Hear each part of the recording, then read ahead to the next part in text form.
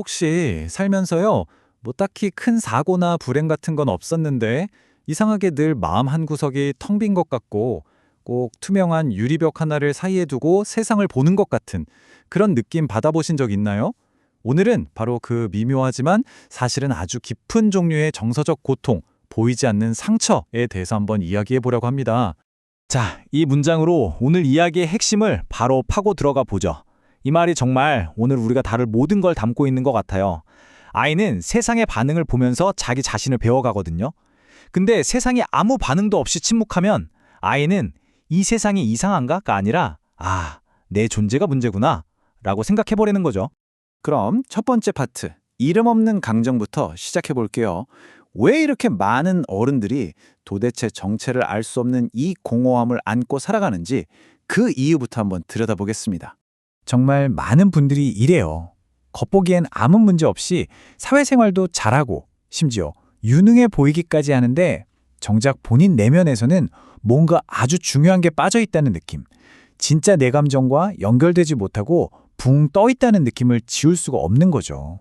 네, 바로 이 질문, 이게 핵심입니다. 이런 감정을 느끼는 사람들은요, 끊임없이 스스로에게 이 질문을 던지면서 죄책감이랑 혼란에 빠져요.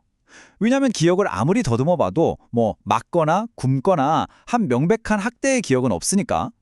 결국 이 공허함이 그냥 내 성격 탓이거나 내가 나약해서 그런 거라고 믿어버리게 되는 거예요. 자, 그럼 두 번째 파트에서는요. 이 이름 없던 감정에다가 보이지 않는 것의 트라우마라는 제대로 된 이름과 틀을 한번 찾아줘 보겠습니다. 오늘 분석에서 가장 중요한 개념입니다. 바로 아동기 정서적 방임. 여기서 정말 중요한 포인트는 이게 누가 나한테 뭘 해서 생긴 상처가 아니라는 거예요. 마땅히 있었어야 할 무언가가 없어서 그 부재 때문에 생긴 상처라는 거죠. 폭력이나 학대처럼 눈에 딱 보이는 사건이 아닙니다. 여기서 이 구분을 확실히 해야 해요. 우리가 보통 트라우마 하면 생각하는 건 벼락처럼 내 인생에 일어난 일이잖아요. 근데 정서적 방임은 마치 물을 안 줘서 서서히 말라버린 화초처럼 나를 위해 일어나지 않은 일 때문에 생기는 트라우마입니다. 눈에 보이는 상처 대신 조용한 공허함을 남기기 때문에 알아차리기가 훨씬 더 어려운 거죠. 세 번째 파트, 텅 빈 방의 메아리입니다. 이렇게 정서적인 메아리가 없었던 환경에서 자란다는 게 우리 내면에 대체 어떤 직접적인 결과를 낳는지 한번 살펴보겠습니다. 혹시 누가 지금 기분이 어때? 라고 물었을 때 머릿속이 그냥 하야해지면서 그냥 잘 모르겠어 라고 답하게 되는 분들 계신가요? 자신의 감정과 이렇게 단절된 상태를 설명하는 임상 용어가 바로 감정 표현 불능증입니다. 이게 그냥 성격 문제가 아니라 정서적 방임의 아주 직접적인 결과일 수 있다는 거예요. 바로 이 질문이 정서적 방임이 우리 내면에 어떤 일을 벌이는지를 정확하게 보여줍니다. 왜냐하면 감정이라는 건요, 우리가 저절로 알게 되는 게 아니거든요. 마치 언어처럼 누군가로부터 배워야 하는 겁니다. 아이들은 이 과정을 통해서 자기 감정의 지도를 그려나가요. 부모가 거울이 돼서 네가 지금 느끼는 건 슬픔이라는 거야. 그건 화가 난 거야. 이렇게 비춰줄 때 아이는 비로소 자기 내면을 이해하게 되는 거죠.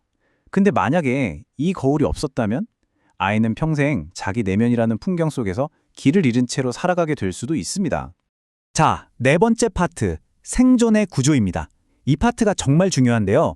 지금까지 어쩌면 나의 단점이나 결함이라고 생각했던 것들을 사실은 그게 아니었다고, 나를 지키기 위한 눈부신 적응 전략이었다는 관점으로 다시 한번 들여다보겠습니다.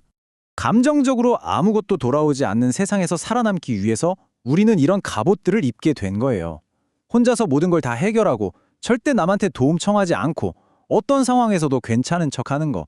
이거요, 절대 성격적 결함이 아닙니다. 어린 시절에 나를 지키기 위해서 필사적으로 익혀야만 했던 아주 정교한 생존 기술들이었던 거죠. 근데 이게 바로 이 생존 방식의 정말 잔인한 아이러니예요. 괜찮은 척하는 기술이 점점 더 능숙해질수록 주변 사람들은 진짜로 내가 괜찮은 줄 알게 되거든요. 결국 나는 점점 더 고립되고 나의 진짜 속마음, 진짜 필요는 그 누구에게도 가닿지 못하는 악순환에 빠지게 되는 겁니다. 자, 이제 마지막 다섯 번째 파트입니다. 내면의 소리에 귀 기울이기. 그럼 이 갑옷을 벗고 앞으로 나아간다는 건 대체 뭘까요? 이건 무슨 빠른 해결책 같은 게 아니고요. 아주 느리고 꾸준한 자기 발견의 과정입니다. 정서적 방임에서 회복하는 과정이 특히나 힘든 이유가 바로 이거예요. 존재하지 않았던 것, 즉 내가 마땅히 받았어야 했던 그 따뜻한 관심과 인정을 애도해야 하거든요. 형태도 없는 거 슬퍼한다는 게 참 독특하고도 힘든 과정이죠. 치유라는 게 뭐 거창한 게 아니에요. 여기 나와 있는 것처럼 아주 작고 실천 가능한 단계들에서 시작됩니다. 예를 들어 화가 확 났을 때 화내면 안 돼 라고 억누르는 대신에 그냥 내가 지금 화가 났구나 라고 알아주는 것. 그 작은 순간들이 쌓이고 쌓여서 결국 큰 변화를 만들어냅니다. 그러니까 혹시라도 어느 날 갑자기 극적인 깨달음을 얻어서 모든 게 해결될 거라는 기대는 버리는 게 좋습니다. 이건 점진적인 과정이에요. 수십 년 동안 내 몸에 굳어진 패턴이 하룻밤 사이에 바뀔 리가 없잖아요. 중요한 건 포기하지 않고 꾸준히 아주 조금씩이라도 나 자신에게 관심을 기울여주는 그 연습 자체입니다. 마지막으로 이 문장을 보면서 정리해보죠. 우리가 맨 처음 시작했던 그 메아리 이야기로 다시 돌아왔습니다. 문제는 여러분의 목소리가 아니었어요. 문제는 메아리를 돌려주지 않았던 그 텅 빈 방이었던 거죠. 이제는 여러분이 스스로에게 그 따뜻한 메아리가 되어줄 시간입니다. 여러분의 내면 세계는 언제나 그리고 지금도 충분히 주목받을 가치가 있습니다.